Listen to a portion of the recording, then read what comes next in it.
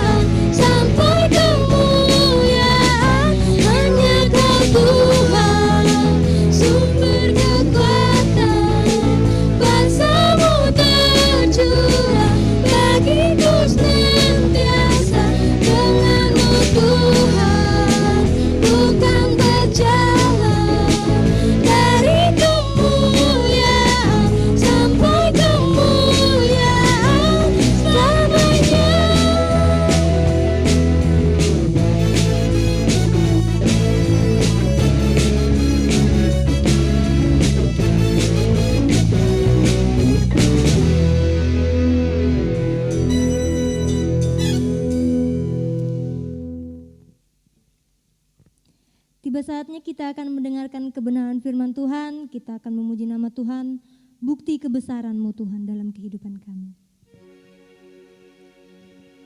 Hidupku menggenapi firman-Mu, tanda mujizat sertai tiap langkahku.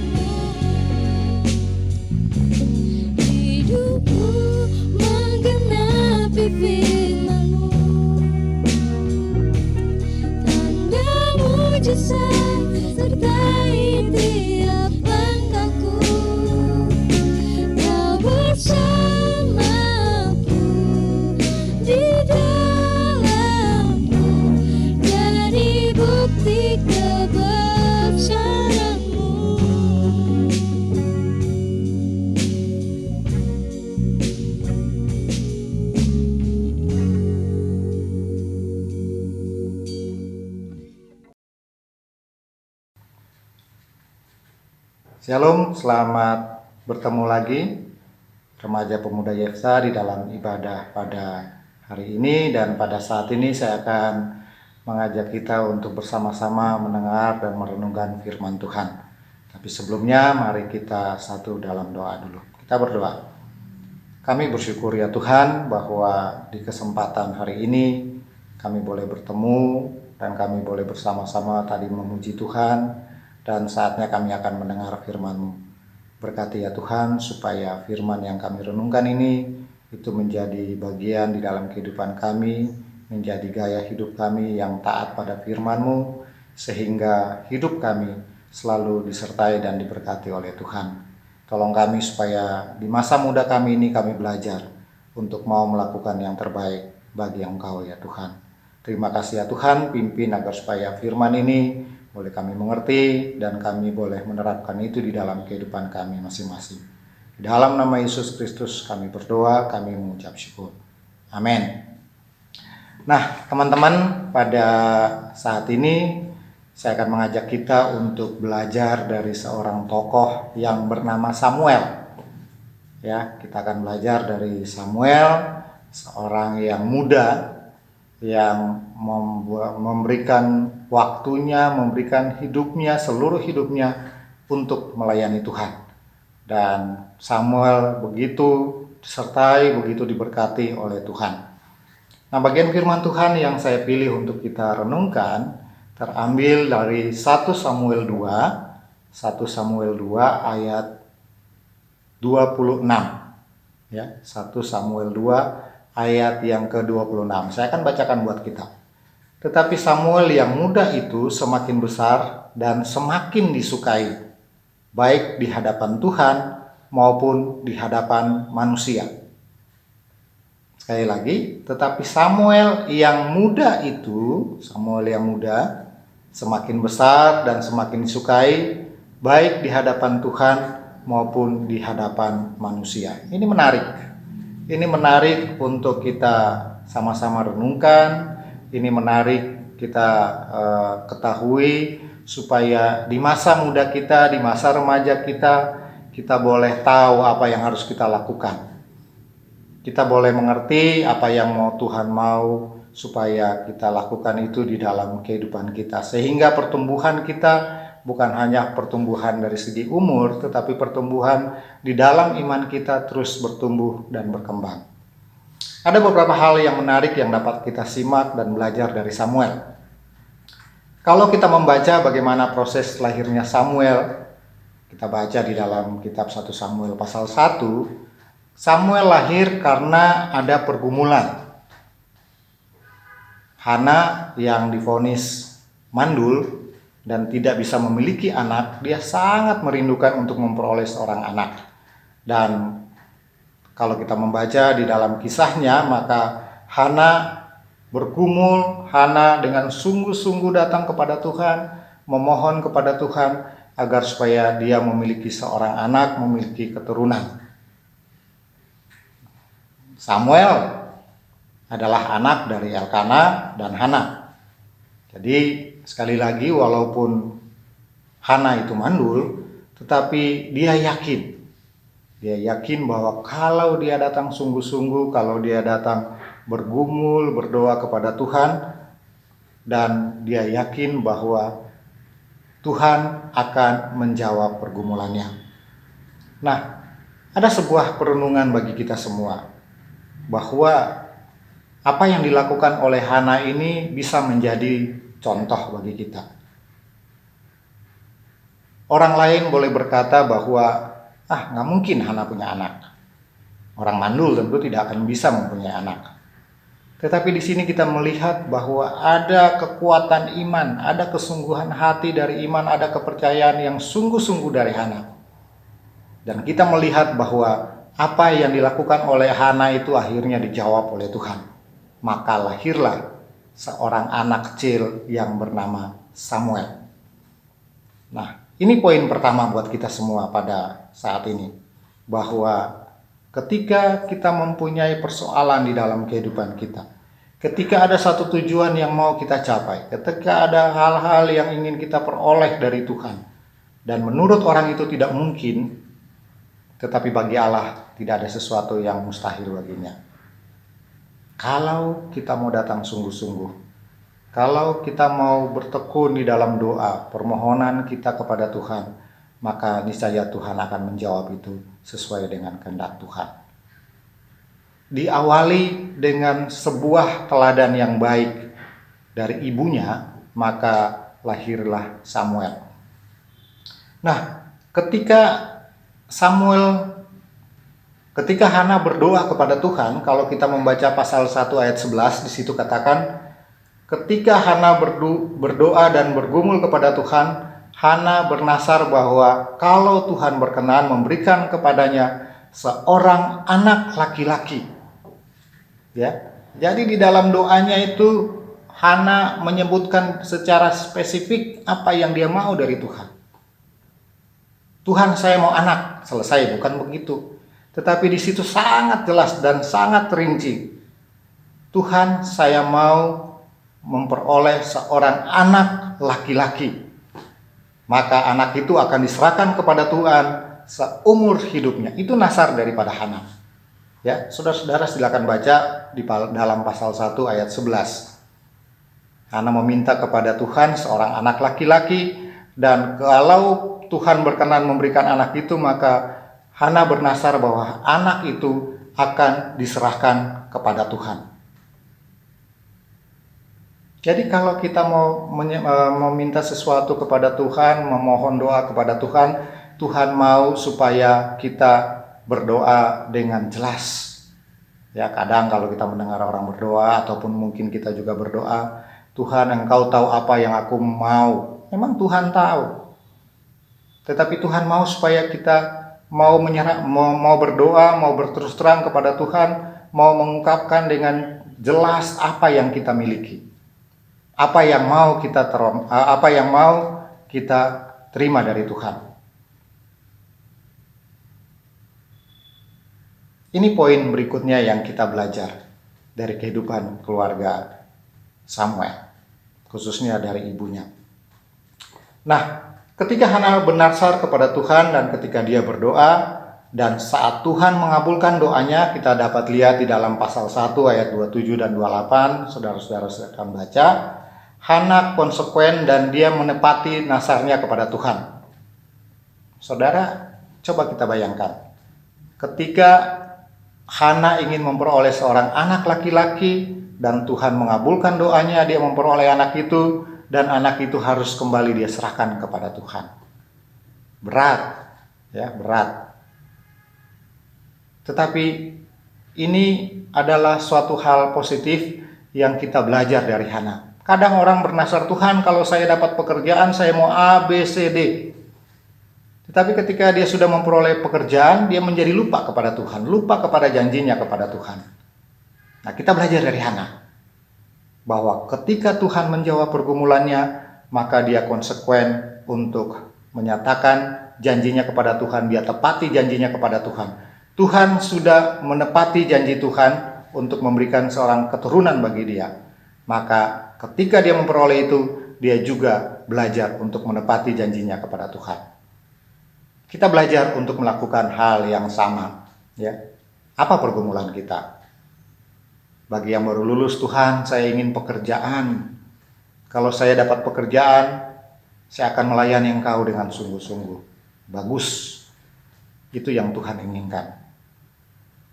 Tetapi kita juga harus konsekuen. Ketika kita memperoleh apa yang kita inginkan dari Tuhan, maka kita juga harus konsekuen untuk melakukan apa yang harus kita lakukan kepada Tuhan. Dan kita akan melihat bahwa Tuhan akan bekerja dengan luar biasa. Ketika Hana sudah menerima jawaban Tuhan dan Tuhan mengabulkan permohonannya, Hana tidak lupa untuk berdoa dan bersyukur kepada Tuhan. Itu dapat kita lihat di dalam pasal 2 ayat 1 dan seterusnya. Jadi ini hal-hal yang kalau kita membaca bagian daripada firman Tuhan di dalam Samuel ini, sebenarnya hal-hal yang kita tahu semua. Tetapi kadang-kadang kita tidak melakukan itu di dalam kehidupan kita. Hana tahu bahwa ketika dia memperoleh anak itu datangnya dari Tuhan, maka Hana tidak lupa untuk bersyukur kepada Tuhan atas apa yang sudah Tuhan nyatakan di dalam kehidupannya. Nah, ketika Samuel telah lahir dan Hana mau menepati janjinya kepada Allah, setelah masa menyusui, maka Hana datang ke rumah Tuhan dan menyerahkan Samuel untuk melayani Tuhan di rumah Tuhan. Untuk melayani Tuhan, untuk melakukan pekerjaan di rumah Tuhan. Samuel yang masih kecil menjadi pelayan di bawah pengawasan Imam Eli. Ya, saudara baca di dalam pasal 1 ayat 24 dan ayat yang ke-25. Dan di situ kita lihat bahwa Samuel diserahkan ketika dia masih kanak-kanak. Jadi sejak kanak-kanak Samuel sudah berada di rumah Tuhan dan Samuel sudah mulai melakukan tugas untuk melayani pekerjaan Tuhan. Ya. Samuel tinggal bersama dengan Imam Eli dan anak-anaknya. Siapa anak-anaknya? Imam Eli. Ya benar, Hofni dan Pinehas. Dan Hofni dan Pinehas ini juga tugasnya untuk melayani Tuhan. Mereka adalah imam yang melayani di rumah Tuhan. Mereka bertugas untuk menerima dan mengelola persembahan yang diberikan umat kepada Tuhan. Tapi kita semua tahu ceritanya, kita semua mengerti bahwa kedua anak Imam Eli ini tidak melakukan tugas mereka dengan baik. Ya. Mereka melakukan hal yang tidak benar di hadapan Tuhan, menyalahgunakan persembahan yang diberikan. Ya, kalau kita baca pasal 2 ayat 12, kita dapat melihat bahwa begitu luar biasa kejahatan anak-anak Eli. Di situ disebutkan bahwa mereka adalah orang dursila dan mereka tidak mengindahkan Tuhan. Berbuat dosa, ya, mereka yang mengambil persembahan itu lebih dahulu sebelum persembahan itu diserahkan kepada Tuhan. Ini adalah sebuah dosa yang sangat besar yang dilakukan oleh anak-anak Imam Eli. Bahkan mereka disebut sebagai orang-orang dursila. Kedua anak ini mereka menggunakan kedudukan mereka sebagai kesempatan untuk memuaskan keserakahan hati mereka. Kalau kita membaca di ayat 13 sampai 17. Dan ayat 17 katakan, dengan demikian sangat besarlah dosa kedua orang muda itu di hadapan Tuhan, sebab mereka memandang rendah korban untuk Tuhan. Jadi apa yang dilakukan oleh kedua anak Imam Eli ini, Hofni dan Pinehas, adalah merupakan sebuah dosa yang sangat besar di hadapan Tuhan. Bukan hanya itu, di ayat 22 dikatakan mereka mengumbar nafsu mereka dengan tidur bersama wanita-wanita yang melayani di depan pintu kemah pertemuan. Luar biasa. Sebagai seorang pelayan, mereka tidak melakukan tugas mereka sebagaimana mestinya. Ya. Harusnya mereka yang menjadi contoh, tetapi justru mereka melakukan hal-hal yang tidak perlu untuk dicontoh. Akibat dari perbuatan itu, kita baca sejarahnya, mereka dihukum Tuhan, mereka mati ketika mereka sedang berperang melawan orang Filistin. Ini menjadi perenungan juga buat kita. Saat ini apa posisi kita di gereja? Apa posisi kita di Yefta? Kadang-kadang kita melihat tugas itu dari sisi, nggak terlalu penting tugas saya. Saudara, Samuel berada di rumah Tuhan ketika dia masih kanak-kanak.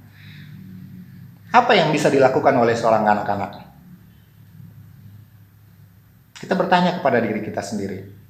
Sekarang umur kita berapa? Kita sudah remaja, kita sudah pemuda, ya. Tidak seharusnya kita lagi mau bertanya, tugas saya apa sih? Saya nggak bisa apa-apa.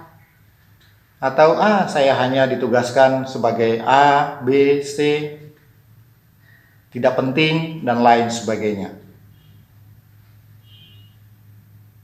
kita harus belajar dari apa yang dilakukan nanti oleh Samuel, bahwa dia melakukan tugasnya dengan sangat baik.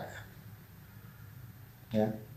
Jadi apapun yang Tuhan percayakan buat kita saat ini, apa yang Tuhan mau, yang kita dapat lakukan di dalam posisi kita di gereja sebagai remaja dan pemuda Yefta, apapun itu, firman Tuhan saat ini mengajarkan kita bahwa mari kita sungguh-sungguh untuk melakukan itu. Jangan meneladani apa yang dilakukan oleh Hofni dan Fineas. Ya, akhirnya mereka dihukum, mereka harus mati bersama-sama ketika mereka sedang berperang melawan orang Filistin. Nah, di dalam pembacaan kita melihat selanjutnya bahwa di dalam 1 Samuel 7 ayat 15, Samuel memerintah sebagai hakim seumur hidupnya. Dari kanak-kanak, Samuel sudah diserahkan, sudah ada di rumah Tuhan, mulai belajar melayani bersama dengan Imam Eli. Dia terus tekun melakukan apa saja yang mau Tuhan perintahkan untuk dia lakukan, dan Tuhan memberkati dia sampai seumur hidupnya. Hal ini bisa terjadi karena ketaatan Samuel terhadap firman Tuhan. Tuhan selalu bersama Samuel selama ia hidup. Ini adalah sebuah perenungan yang sangat mendalam bagi kita semua. Ya.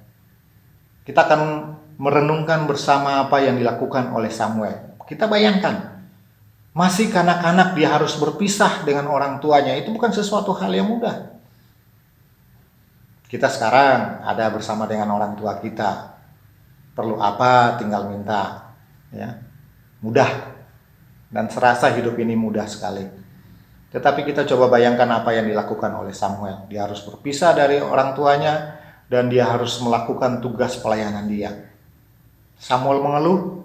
Saya tidak membaca ada keluhan yang dilakukan oleh Samuel ketika dia waktu kecil itu dia mulai melayani Tuhan.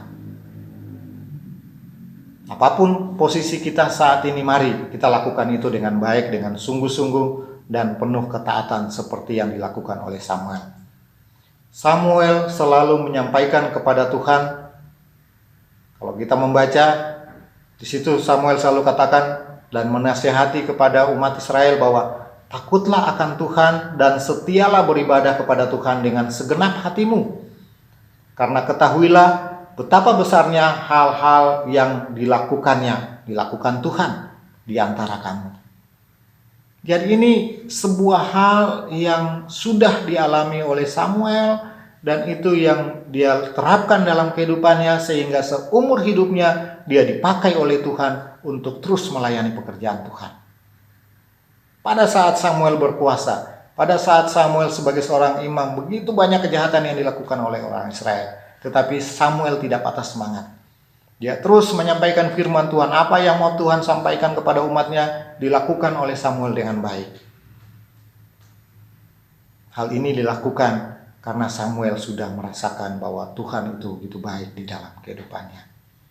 Ya, Tuhan menyertai Samuel, penyertaan Tuhan yang luar biasa di dalam tugas-tugasnya itu, dan itu dia lakukan dengan penuh rasa tanggung jawab.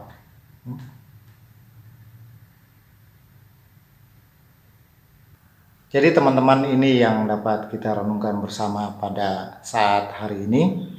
Sekali lagi, di dalam 1 Samuel 2 ayat 26 tadi katakan, tetapi Samuel yang muda itu.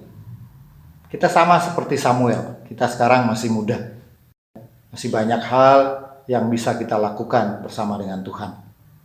Ia semakin besar dan semakin disukai, baik di hadapan Tuhan maupun di hadapan manusia.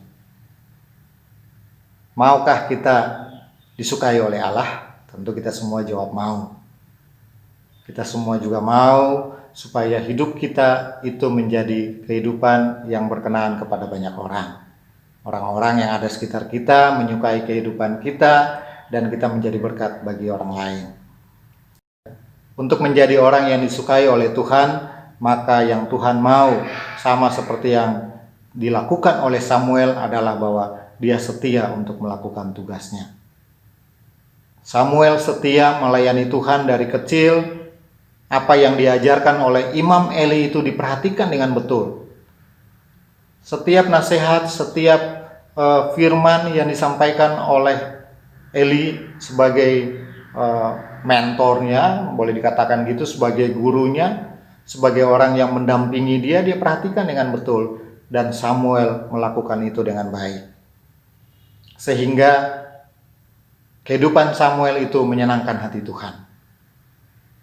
Kita sama seperti Samuel, kita masih muda, masih banyak yang bisa kita lakukan bersama dengan Tuhan. Kita ke gereja, kita ke persekutuan Yefta, kita ikut ibadah-ibadah. Itu bentuk pelayanan kita kepada Tuhan ketika kita melakukan apa yang Tuhan mau. Firman yang kita dengar jangan begitu saja lewat dari kehidupan kita. Tetapi itu kita belajar, kita tangkap dengan sungguh-sungguh, dan itu kita jadikan menjadi gaya hidup kita. Hidup seorang pemuda yang taat kepada firman Tuhan. Kalau kita sudah taat pada firman Tuhan, hendaknya itu dibarengi dengan perbuatan nyata kita. Posisi kita yang strategis, selalu dikatakan bahwa pemuda adalah harapan gereja, pemuda adalah harapan bangsa. Mari kita buktikan itu. Jangan menjadi cuek. Ya, itu kan bukan tugas saya. Saya kan muda, itu kan ada tugas pengurus komisi, itu ada tugas tua-tua sidang, ya, itu tugas gembala dan lain sebagainya. Kalau Samuel bertanya itu dari kecil, maka tentu Samuel tidak akan bisa bertahan sampai akhir hidupnya untuk melayani Tuhan.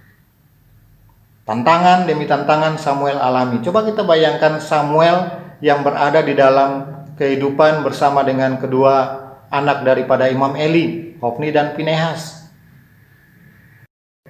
Tapi Samuel karena taat pada firman Tuhan, dia begitu setia pada firman Tuhan, perbuatan-perbuatan yang tidak berkenan kepada Allah itu tidak dia lakukan. Bisa saja Samuel ikut gaya hidup daripada Hofni dan Pinehas. Toh dia mempunyai kesempatan itu. Tetapi itu tidak dilakukan oleh Samuel. Karena dia mempunyai dasar yang kuat, yaitu firman Tuhan. Jadi teman-teman, remaja pemuda Yefta, kalau kita ingin sukses dalam hidup kita, kalau kita ingin disukai oleh Tuhan, hidup kita berkenan kepada Tuhan, maka mari kita belajar untuk taat pada firman Tuhan dan melakukan apa yang Tuhan mau. Kalau kita membaca secara keseluruhan kitab Samuel ini, maka kita melihat di situ bahwa Samuel disertai dengan luar biasa oleh Tuhan. Setiap pekerjaannya, setiap pelayanannya, apa saja yang dia lakukan, apa yang dia ajarkan itu, benar-benar dia mau supaya umat Tuhan itu mau taat pada firman Tuhan. Mari kita jadikan masa muda kita ini menjadi masa muda yang berkenan kepada Tuhan. Masa muda yang menyukai hati Tuhan, masa muda yang menyukai banyak orang, menyukai orang tua kita, menyukakan hati orang-orang yang ada sekitar kita, menyukakan orang-orang yang kita temui di dalam hidup kita, di dalam pergaulan kita. Dan orang bisa melihat bahwa kita adalah anak-anak Tuhan. Mereka bisa menjadi berkat, kita bisa menjadi berkat bagi mereka. Demikian firman Tuhan bagi kita pada hari ini, kiranya ini menjadi berkat bagi kita semua. Mari kita satu di dalam doa. Kami bersyukur ya Tuhan, karena kami diberi kesempatan untuk belajar dari seorang anak yang bernama Samuel, yang dari kecil sudah diserahkan untuk melayani Tuhan. Dan kesetiaan Samuel, ketaatan Samuel kepada firman Tuhan, itu membuat sehingga Tuhan, dia menyenangkan hatimu. Dan dia boleh bertahan sampai akhir hidupnya, sampai kepada kematiannya, dan dia boleh terus melayani Tuhan. Kami juga rindu, kami sebagai remaja dan pemuda Yefta, kami juga rindu untuk mau memanfaatkan masa muda kami untuk melakukan yang terbaik buat Tuhan. Berikan hikmat bagi kami semua, tolong kami semua, supaya apa yang mau kami lakukan, apa yang kami mau capai di dalam masa depan kami, pergumulan-pergumulan kami mau serahkan ke dalam tangan-Mu. Kami mempunyai keyakinan bahwa Engkau adalah Allah yang sanggup untuk melakukan segala sesuatu di dalam kehidupan anak-anak yang percaya kepadamu. Terima kasih ya Tuhan, bila ada di antara kami, di antara remaja pemuda Yefta ini yang mempunyai pergumulan, Tuhan, ajarkan mereka firman Tuhan. Pada saat ini sudah mengajarkan mereka bahwa mereka harus dengan sungguh-sungguh datang untuk menyerahkan semuanya ke dalam tangan-Mu. Dan mereka akan melihat bahwa Tuhan, Engkau akan memberikan yang terbaik di dalam kehidupan mereka. Berkati terus persekutuan Yefta, usaha-usaha yang dilakukan dengan ibadah online seperti ini. Tuhan tolong supaya setiap kesempatan ketika kami mendengar firman-Mu, maka kami diberkati oleh firman-Mu dan kami boleh hidup seturut dengan firman-Mu. Terima kasih ya Tuhan, di dalam nama Yesus Kristus kami berdoa, kami mengucap syukur. Haleluya. Amin. Terima kasih, Tuhan memberkati kita semua.